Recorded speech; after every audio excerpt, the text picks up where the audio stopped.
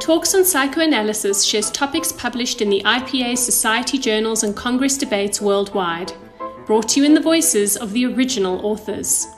We hope that this window will allow you to experience the depth and breadth of psychoanalytic thought across the world.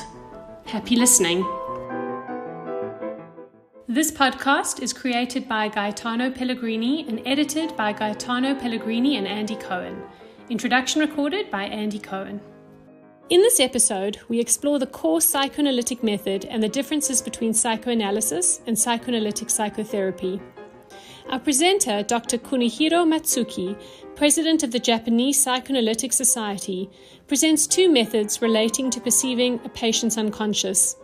One linked to the idea of evenly suspended attention, the other in relation to free-floating attention.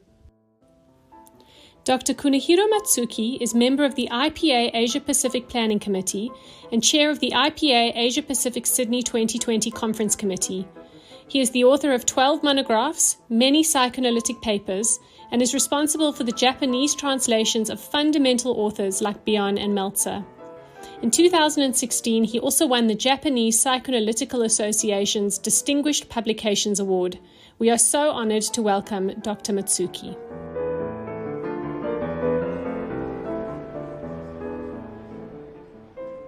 It is my great pleasure to have such a wonderful opportunity to introduce my paper here. First, I would like to show my great thanks to Dr. Gaetano Pellegrini, IPA podcast coordinator, and Dr. Romolo Petrini, chair of the website editorial board. So I'd like to introduce my paper titled A Clinical Appreciation of gleichschwebende Aufmerksamkeit in relation to the methods of psychoanalysis. This paper was first published in the Japanese Journal of Psychoanalysis, volume 56 in 2012, then published in English in the Journal of my society, titled The Japanese Contributions to Psychoanalysis, volume 6 in 2014. In this talk, I will present two methods relating to perceiving a patient's unconscious, which is where the analyst's work begins. It is my hope that an examination of these methods will help to clarify the essential nature of the methods known as psychoanalysis. The method in psychoanalysis is perceiving something in the patient's unconscious was presented by Freud, who named it gleichschwebende Aufmerksamkeit in his paper Recommendations to Physicians Practicing Psychoanalysis in 1912. If translated literally, it would mean evenly floating and drifting attention in English.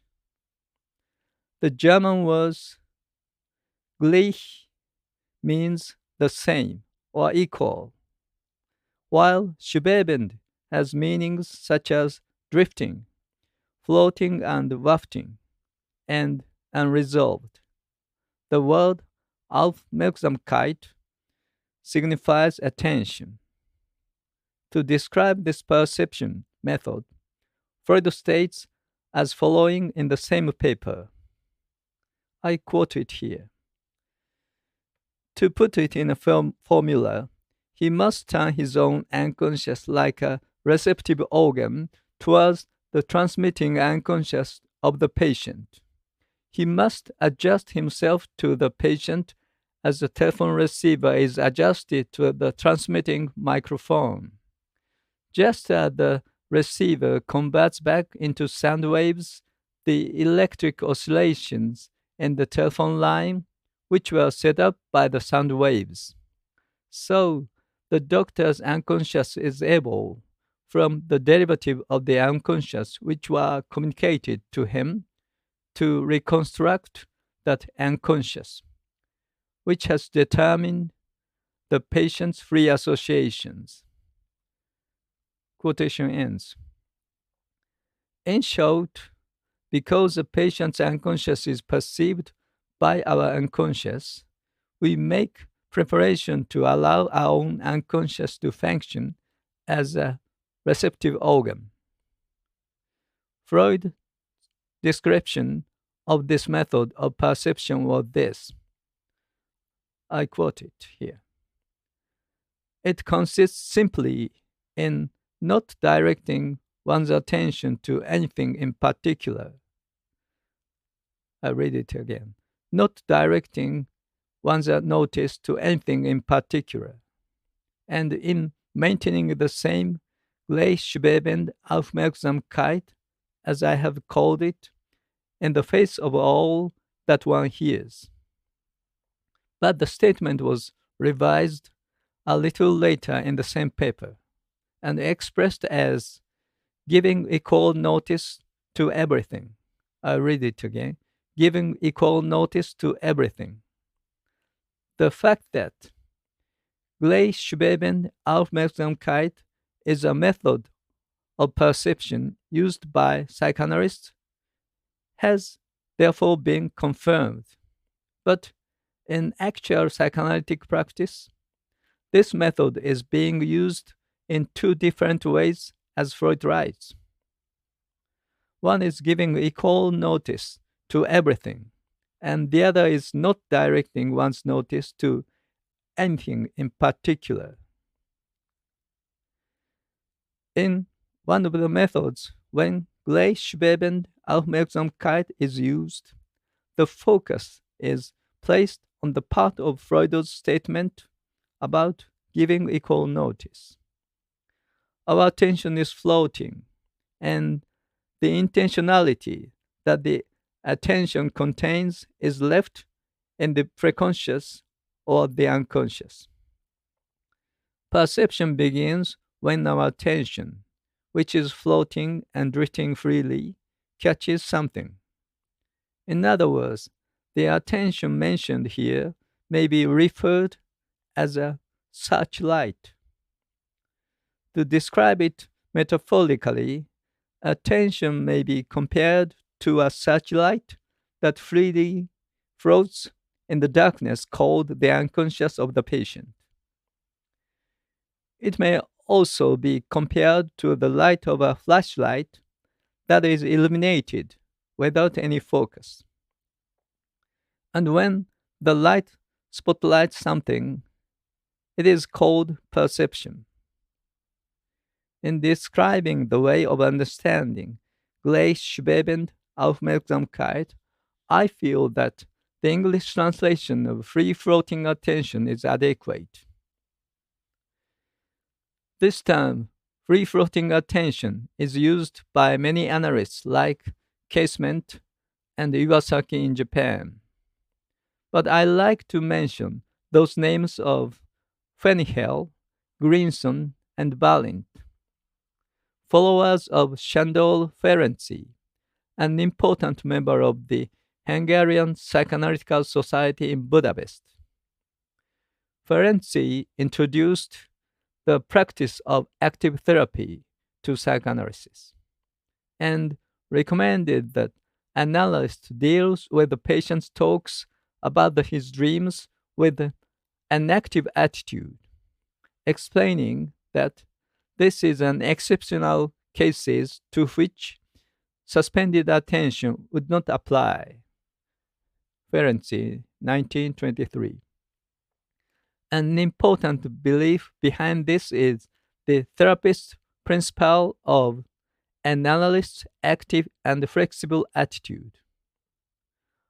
I would see this as the origin of the activeness of attention that is included in concept of free-floating attention.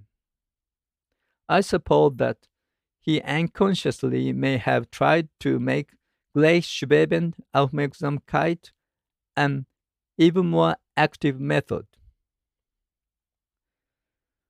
Now I move to the second type of gleichschwebende Aufmerksamkeit. It allows attention to drift or suspend without having it directed anywhere. Attention is left, floating in space, leaving no intention whatsoever. Another Freud's expression may apply. I quote it here. He writes to Andreas Salome in 1916. I often try artificially to blind myself in order to examine these obscure places. As an English translation that expresses what is being intended here, I wish to use the term evenly suspended attention that was translated by Strachey. This term used by, for example, Raka, O'Shaughnessy, and Fujiyama in Japan. The original meaning of the word suspend is to hang, but it signifies letting an object float in midair, or make it float in space. In other words, it represents a state that is undirected or has no direction. This method was described in later years by Wilhelm Bion as no memory, no desire, and no understanding. Or, he says, I suggest we bring to bear a diminution of the light, a penetrating beams of darkness.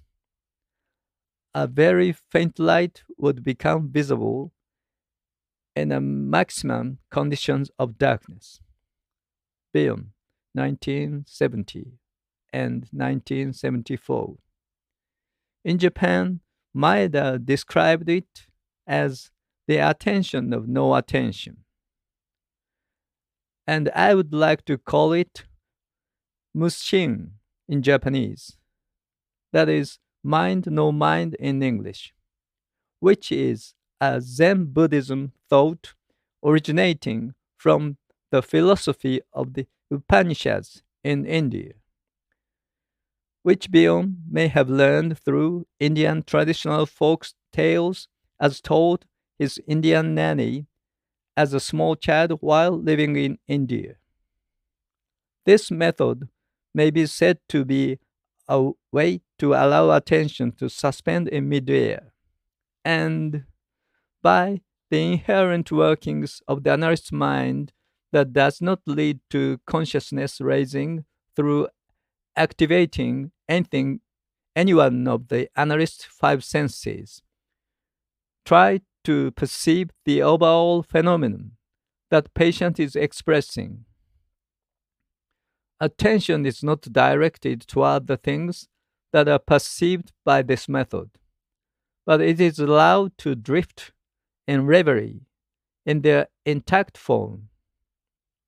And so the analyst waits for things that occurs there.